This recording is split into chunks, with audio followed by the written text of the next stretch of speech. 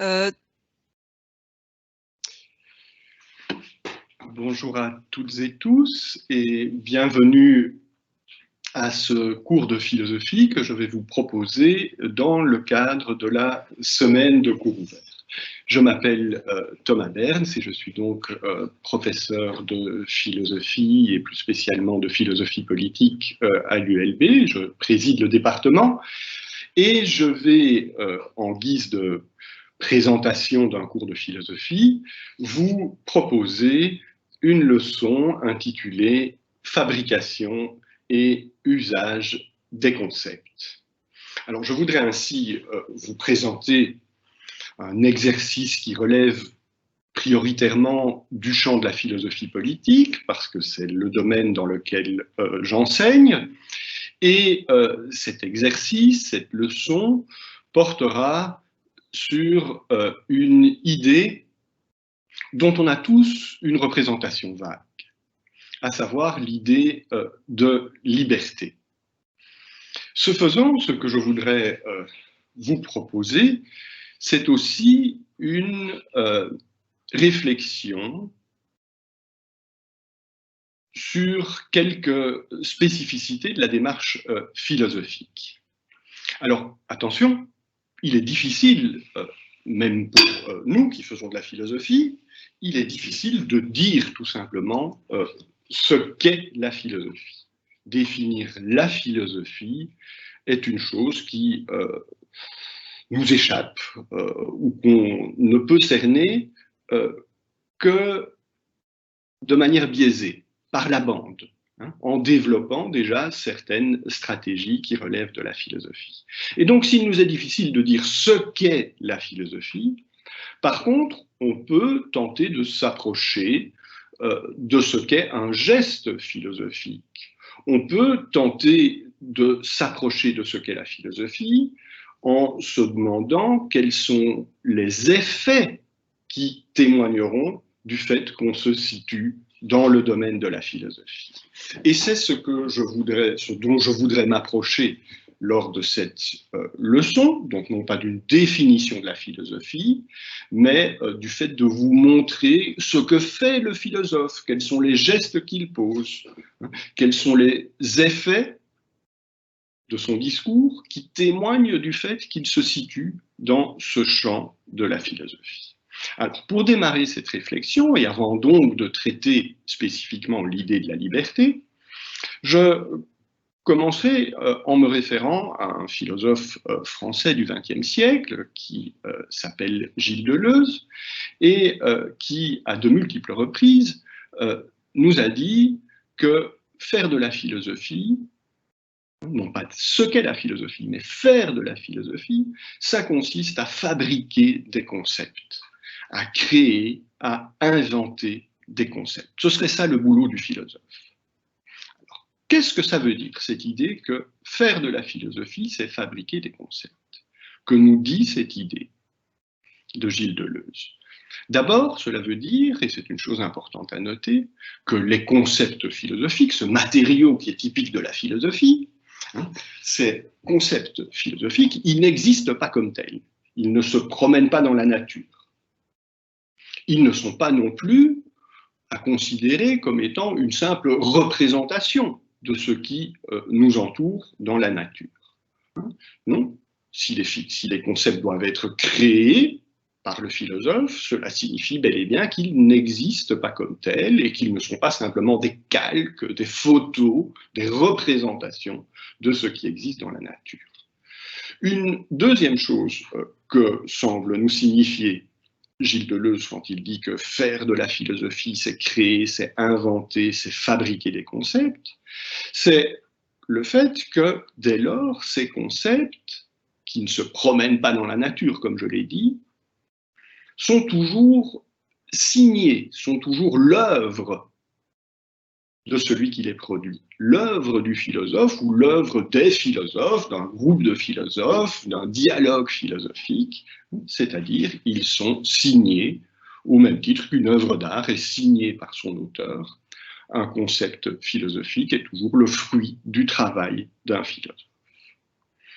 Enfin, ce que Gilles Deleuze ajoute aussi, c'est qu'un concept philosophique, qui donc ne se promène pas dans la nature et qui est donc toujours signé par son auteur, n'a de sens que dans la mesure où il permet de poser et de tenter de solutionner, de répondre à un problème. Il n'y a pas de concept qui soit délié d'un problème philosophique qu'on cherche à résoudre. Et ce problème philosophique, qui est donc posé et auquel on se confronte au travers de la production d'un concept, il ne doit pas être réfléchi en ce qu'il serait tout simplement vrai ou faux, hein, puisqu'il n'est pas une représentation du réel, mais bien plutôt une fabrication, une invention du philosophe. Il ne doit pas être réfléchi en termes de vrai ou de faux, mais il faut se demander dans quelle mesure ces concepts qui permettent de poser un problème et de nourrir ce problème, de tenter d'y répondre autant que possible, dans quelle mesure tout cela a un sens, a du sens, et un sens qui est proprement philosophique, c'est-à-dire un sens qui n'est pas que le fruit de l'opinion de celui qui fait ce travail de fabriquer du concept. Alors, là, je me suis référé à Deleuze, je vais aller un petit peu plus loin et lentement me diriger vers le problème auquel j'entends me confronter, à savoir cette fameuse question de la liberté. Ces concepts qui, comme je l'ai dit, ne se promènent pas dans la nature, qui sont toujours l'œuvre et le fruit de la fabrication d'un philosophe, qui ne sont pas à réfléchir comme étant simplement vrais ou faux, ces concepts, ils ont aussi pour qualité de s'opposer les uns et les autres, de se confronter les uns et les autres, de se confronter à une tradition philosophique qui les précède. Et ils se confrontent, s'opposent les uns aux autres, font écart les uns par rapport aux autres, sans s'invalider pour autant. C'est-à-dire, ce n'est pas parce qu'on produit un nouveau concept philosophique que pour autant on se débarrasse radicalement de tout ce qui a pu précéder, quand bien même on le voudra. Ces oppositions, ces écarts, ces différences, ces conflits, ces polémiques qui sont exprimés par chaque concept philosophique, ils sont en tant que tels intéressants. Ils sont en tant que tels partie des problèmes philosophiques que nous nous posons, et je dirais même que tout concept philosophique a aussi pour vocation, quand il est fabriqué et bien fabriqué par un philosophe, de produire ces différences, de produire ces écarts. Et que donc le travail du philosophe et le travail éventuellement des étudiants en philosophie est justement de questionner aussi ces écarts, ces différences, ces oppositions, ces polémiques qui sont inhérentes au concept philosophique. Dernière remarque avant d'en venir à mon sujet, à savoir cette idée de la liberté, tout cela signifie aussi que ces concepts, s'ils ne sont pas simplement des représentations vraies ou fausses de ce qui se promène dans la réalité, mais si au contraire il s'agit au travers de ces concepts de fabriquer un problème aussi, de poser un problème, de nourrir un problème et autant que possible de rentrer dans celui-ci pour lui apporter sinon une solution, du moins de leur donner sens, ces concepts, ils ne sont pas non plus simplement à réfléchir comme des représentations, mais plutôt comme des actions, comme quelque chose qui fait quelque chose. C'est-à-dire, et là je me contente d'évoquer un autre grand champ de ce questionnement philosophique sur lequel je ne vais pas m'appesantir, un concept philosophique, plutôt que d'être considéré comme étant la représentation de quelque chose, doit être considéré comme une performance, comme quelque chose qui fabrique, qui fait, qui produit.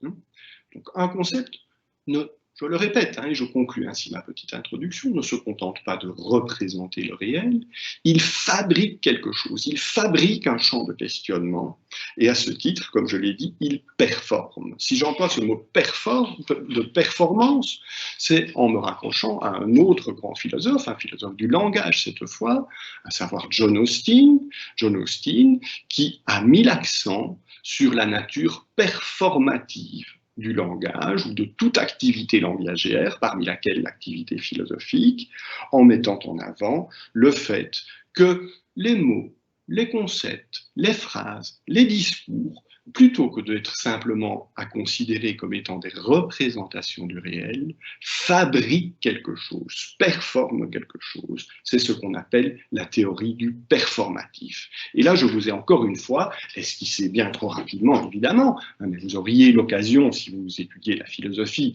de vous arrêter sur ce genre de geste, un autre grand débat de la philosophie qui met face à face ces deux sens possibles qu'on peut donner à une idée, un discours, un mot, un concept, à savoir, est-ce que tout ceci doit être considéré comme étant des représentations de la réalité ou bien plutôt comme étant des fabrications de la réalité? Est-ce que les concepts constatent quelque chose ou est-ce que les concepts performent quelque chose?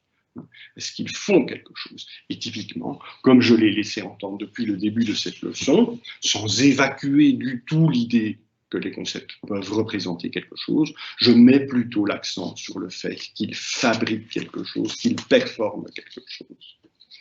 Et j'en viens maintenant au sujet que je voudrais, à l'aune de ces considérations, rapidement traiter avec vous, rapidement esquisser avec vous, c'est-à-dire me pencher sur cette idée très générale que nous palpons tous de manière approximative, à savoir l'idée de la liberté. Alors celle-ci, je ne vais pas l'aborder de manière chronologique. Je ne dis pas qu'il faut évacuer toute chronologie, mais je ne vais pas aujourd'hui l'appréhender de manière chronologique. Je vais étrangement, en confrontant deux représentations, deux idées plutôt qu'on peut se faire, deux concepts qu'on peut se faire de la liberté, je vais commencer par la deuxième, je vais commencer par la fin, si vous voulez, en me tournant vers un philosophe politique, puisque c'est ça ma matière, un philosophe politique du XVIIe siècle, anglais, à savoir Thomas Hobbes, H-O-2-B-E-S, Thomas Hobbes, qui, en 1651, écrit un livre essentiel intitulé Le Léviathan. Et dans ce livre, il produit, il fabrique, il invente un nouveau concept de liberté qui est éminemment durable, puisque j'aurais tendance à dire que ce concept de la liberté est sans doute celui qui s'approche le plus de l'idée que nous, au XXIe siècle, nous nous faisons encore de la liberté. Ça s'en approche le plus, ce qui ne veut pas dire que ce concept, je le montrerai après, soit totalement satisfaisant. Alors, quelle est cette idée de la liberté, ou quel est ce nouveau concept qui nous permet de travailler le problème de la liberté que produit Thomas Hobbes en 1651. Là, je vais vous lire un tout petit extrait tiré du chapitre 21 du Léviathan, que je vous lis évidemment dans sa traduction française. Je lis ce passage important. Les mots de liberty ou de freedom, les mots de liberté donc, désignent ce qu'est proprement l'absence d'opposition. Et Hobbes ajoute, entre parenthèses, j'entends par opposition les obstacles extérieurs au mouvement. Fermez la parenthèse. Et ces mots de liberty ou de freedom, poursuit Hobbes, peuvent être appliqués à des créatures sans raison ou inanimées, aussi bien qu'aux créatures raisonnables. Fermez les guillemets, donc j'en ai fini avec ma citation de Hobbes. Que nous dit Hobbes dans ce passage absolument fondamental du début du chapitre 21 du Léviathan? Tout d'abord, il nous dit que la liberté, si on veut l'approcher, si on veut la comprendre, et c'est ça le concept qu'il invente, la liberté se cerne au travers d'une négation, à savoir de la négation de l'empêchement. Être libre, nous dit Hobbes, c'est ne pas être empêché. Et en faisant cela, il se rapproche, ou il ouvre plutôt, le sens que ce qu'on appelle les modernes, à savoir la pensée qui émerge à partir du XVIIe siècle, à partir d'auteurs comme Hobbes, comme Descartes, comme Spinoza, cette liberté doit être entendue comme négative. On la comprend au travers d'une négation. Être libre, ce n'est pas quelque chose, c'est ne pas être limité, ne pas être empêché. Cela signifie, je poursuis, que la liberté, aux yeux de Hobbes, à travers de cette invention d'un nouveau concept qu'il produit, n'a pas un contenu qui lui est propre. Elle se définit par l'exclusion d'autre chose. Elle n'a pas un contenu qui est propre, au sens où Hobbes ne nous dit pas qu'on est libre quand on fait ceci. Il ne nous dit pas qu'on est libre si on agit. Il nous dit on est libre si on n'est pas contraint, si on n'est pas empêché, si on n'est pas limité. C'est une idée importante et fondatrice pour la modernité, comme je l'ai dit, dans la mesure où cela signifie que la liberté, à partir de ce nouveau concept inventé par Hobbes, n'est pas le reflet d'une valeur spécifique, elle n'est pas le reflet d'une certaine conception morale, d'un certain système moral, elle n'est pas le reflet d'une conviction quant à ce qui est bon, elle n'est pas portée par un idéal moral, elle est simplement l'exclusion d'un empêchement. C'est déjà, si vous voulez, pour employer un mot que vous connaissez sans doute, c'est déjà un geste libéral. Même si Hobbes lui-même ne peut pas être considéré comme un auteur libéral, le libéralisme émergera après lui.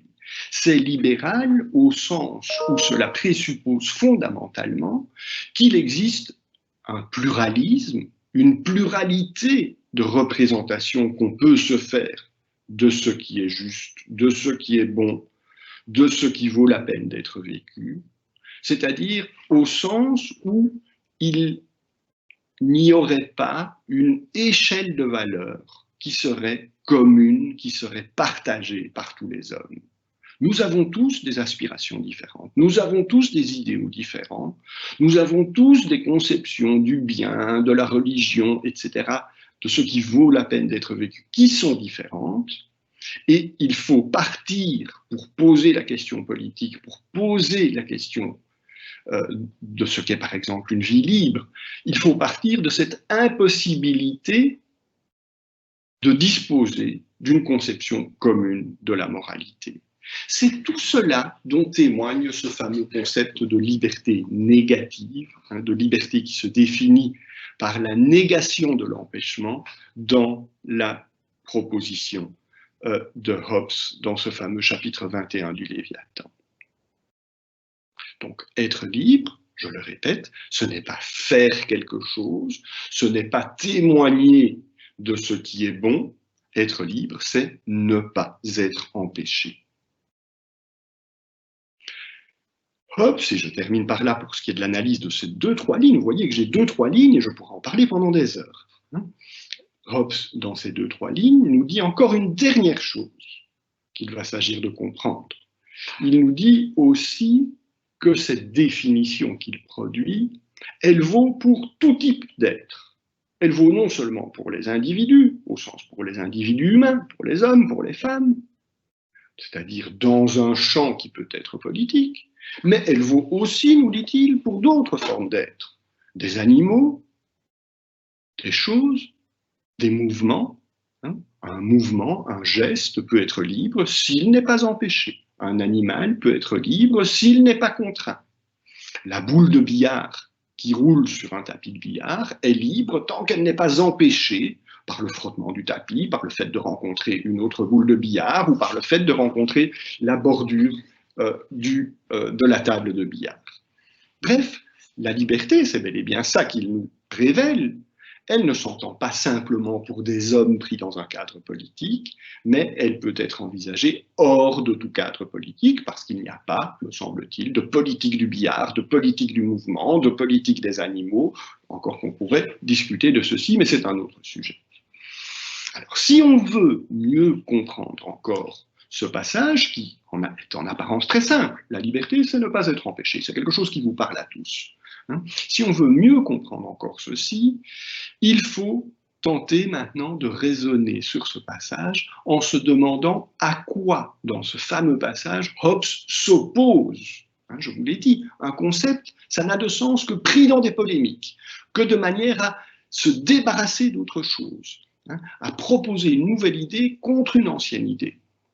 Eh bien, Hobbes, dans ce fameux passage, en inventant ce concept moderne de la liberté, entendu, comme je l'ai dit, comme liberté négative, comme ne pas être empêché, veut se débarrasser ou s'éloigner d'un autre concept de la liberté, un autre concept que paradoxalement il concourt lui-même à cerner, en proposant une idée négative de la liberté, ou une représentation de la liberté par la négation de l'empêchement.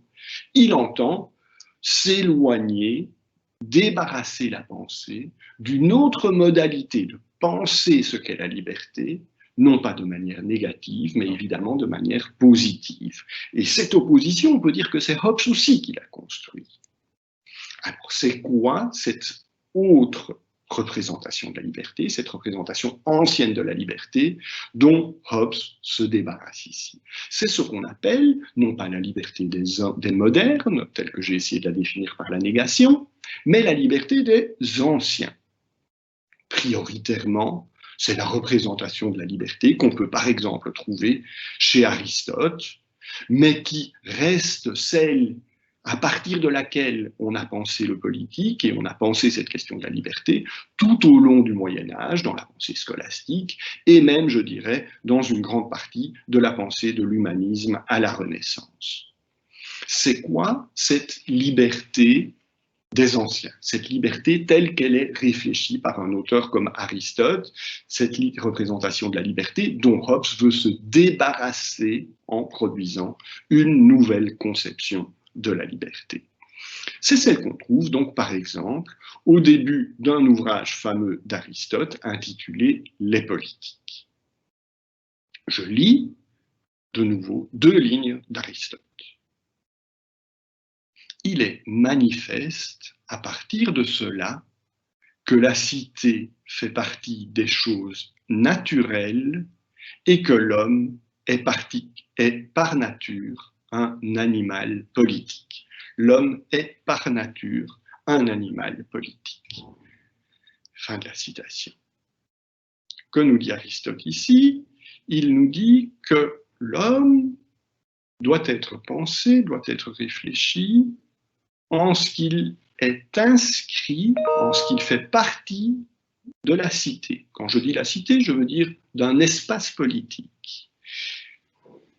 Et c'est au sein de celui-ci que l'homme peut s'accomplir véritablement, peut être véritablement un homme. Je dis homme, on pourrait dire humain en général, mais croyez-moi, les Grecs avaient une vision essentiellement masculine de l'humanité. Donc l'homme, nommons-le comme ça, doit être pensé en ce qu'il s'inscrit dans une cité, et c'est seulement au sein de celle-ci qu'il peut trouver ce qu'il accomplit, qu'il peut trouver sa propre dignité. Dans une telle conception, on voit évidemment que des valeurs sont là pour déterminer ce qu'est bien vivre, ce qu'est une vie qui mérite d'être vécue, ce qu'est une vie bonne. Et ces valeurs, dans le cas présent, sont définies à partir de la politique.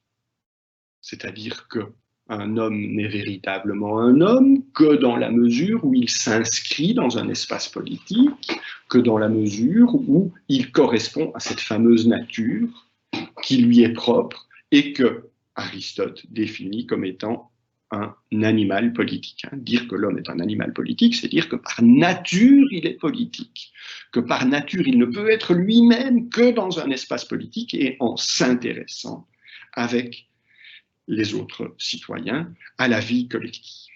D'où le fait que dans le passage que j'ai lu, la cité est pensée, est réfléchie dans un cadre naturel. La cité, rappelez-vous, est affirmée comme une chose naturelle. La cité fait partie des choses naturelles. Alors ça ne veut pas dire évidemment que le monde existe avec des arbres et des cités, mais ça veut presque dire cela au sens où cela signifie que la question de l'homme, cette question doit être posée en partant du principe que l'homme s'inscrit dans un collectif de nature politique. En conséquence de ceci, et je reviens à ma fameuse idée de la liberté, être libre veut dès lors dire participer à la vie collective, participer à la cité, s'inscrire dans ce cadre politique. Et nous voyons là, j'en ai fini avec mon petit décodage de ces deux petites lignes d'Aristote, nous voyons là que nous avons bel et bien deux visions absolument antagoniques de ce que veut dire être libre. Deux idées que souvent peut-être, quand nous lisons le journal, quand nous lisons l'actualité, nous avons tendance à confondre. Dans un premier cas, et je reviens à Hobbes, je vais donc à rebrousse-poil de la chronologie, dans un premier cas, avec la liberté des modernes, être libre, ça veut simplement dire qu'on n'intervienne pas dans ma vie, qu'on ne limite pas ma vie, qu'on ne m'empêche pas de faire ce que je veux comme individu. On a donc une conception qui est essentiellement individuelle de la liberté. Et on pourrait même dire, pour le dire de manière péjorative, une vision essentiellement individualiste de la liberté. Je suis libre si on ne m'embête pas. Je suis libre si on ne m'empêche pas de sortir avec un couvre-feu, par exemple, pour prendre un cas typique de notre époque. Au contraire, dans le deuxième cas, à savoir le cas de la liberté des anciens, le cas de la liberté telle que définie chez Aristote, être libre, c'est typiquement participer à la vie collective. C'est faire donc quelque chose. Ce n'est pas ne pas devoir faire quelque chose, c'est au contraire le faire précisément. C'est agir politiquement, c'est participer à la vie collective. Dans ce cas-là, vous comprendrez bien qu'on a moins de problèmes à penser la possibilité d'un couvre-feu qui nous limite, évidemment, puisque participer au devenir collectif de la cité s'inscrit pleinement dans ce qui me permet d'être un homme, à savoir dans ce qui me permet d'être un citoyen. Donc deux visions strictement antagoniques qu'on a souvent tendance à confondre quand nous posons la question de la liberté, et je dirais même à confondre quand nous lisons le journal. Être libre dans un cas, c'est ne pas être empêché. Être libre dans l'autre cas, c'est au contraire agir, participer. Ces deux modèles de la liberté, et j'en ai bientôt fini, ils reposent aussi sur deux manières absolument différentes et sans doute incompatibles de raisonner. Dans le cas des anciens, je vais commencer par là, on peut dire que le raisonnement se définit de manière holiste. Holiste, H-O-L-I-S-T-E, qui vient de holos en grec, le tout. Qu'est-ce que ça veut dire raisonner de manière holiste, tel que le fait Aristote?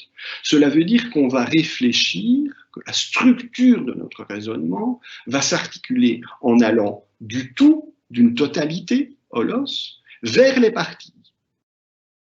Comme on l'a vu chez Aristote, on part du principe qu'il y a une nature qui est donnée, et on va réfléchir à partir de cela comment l'individu peut correspondre à sa nature.